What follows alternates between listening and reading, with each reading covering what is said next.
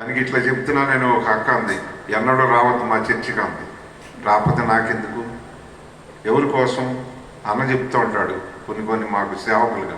నేను రాలేక నీ ఎమ్మటంటే ఎవరికి నష్టం, చెరువు మీద అలిగితే ఎవరికి నష్టం. అందుకని మనము నష్టపోకూడదు ఆత్మీయంగా. ఇతరులకు మనం ఏం చేయాలా, 1000 రూపాయలు ఇచ్చేవాళ్ళం అలా అంటారు. కనుకని మనము ఎలుగుగా కనపడి వాళ్ళ ఎలుగులోకి తీసుకురాగలిగితే వాడి జీవితాంతం కూడా నిన్ను మర్చిపోరు, దేవుళ్ళు మర్చిపోరు. కనుకని మనం ఇప్పుడు దావీదు అన్నాడు, నేను అన్నాడా లేకపోతే మేము అన్నాడా? రామనగరక్క చెప్పు, రామనగరక్క చెప్పు, ఏమన్నాడు? నేనన్నాడా నువ్వు అన్నాడా? మేము అనవచ్చుగా, ఆయన రాజుగారుగా, మా రాజ్యంలో ఉన్న వాళ్ళంతా అనవచ్చుగా. అంటే తన ఏంటో తనకు తెలుసుకున్నాడు, తన ఏంటో తను బయట పెట్టుకోవాలనుకున్నాడు దేవుని దగ్గర. అందుకే మొదట వచనాల్లో మనకు తెలుసు, మీరు తర్వాత చదువుకోండి. తాను శుద్ధి చేసుకోవడం నేర్చుకున్నాడు ప్రతిసారి కూడా. మనం కూడా ఏం చేయాలి? భక్సింగ్ గారు కూడా ఒక మాట గుర్తొచ్చింది. ఆయన ప్రతి రాత్రి నన్ను కడుగు కడుగు కడుగు అని దేవుణ్ణి ఏం చేసేవాడు? ఇసుకిచ్చేసేవాడు.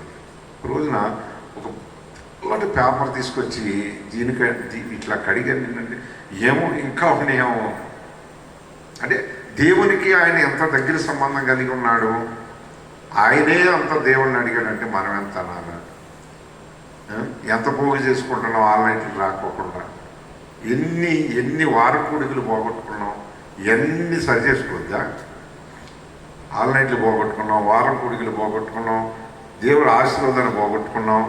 దేవునితో మాట్లాడటానికంటే ఇంకా మీకు ఏముంది చెప్పండి. మళ్ళీ ఈ రాత్రి అయిపోయిందంటే మళ్ళీ నేను ఆలోచిస్తూ ఉంటాను, ఇంక నెలకి ఎప్పుడు వస్తుందో ఆన్లైన్ అని ఆలోచిస్తూ ఉంటాను. మేమైతే ఇంతకుముందు కరోనాకు ముందు పెట్టేవాడు, చాలా సంవత్సరాలు నడిపించాను నేను.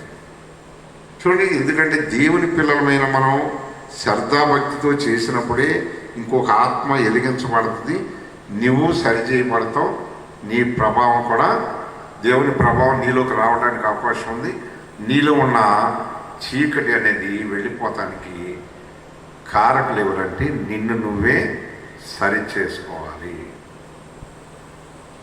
కనుకనే అట్లా చేయండి, గుర్తుపెట్టుకోవాలి. దావీదు అని చెప్పాడు ఒక్క మాట, తనంతా నా తల్లి గర్భం నేను. కనుకనే మనం అలాంటి ప్రార్థన చేయాలి. అలా అర్థమైందా? శేఖర్ గారు అర్థమైందా? అలాంటి ప్రార్థన చేయాలి.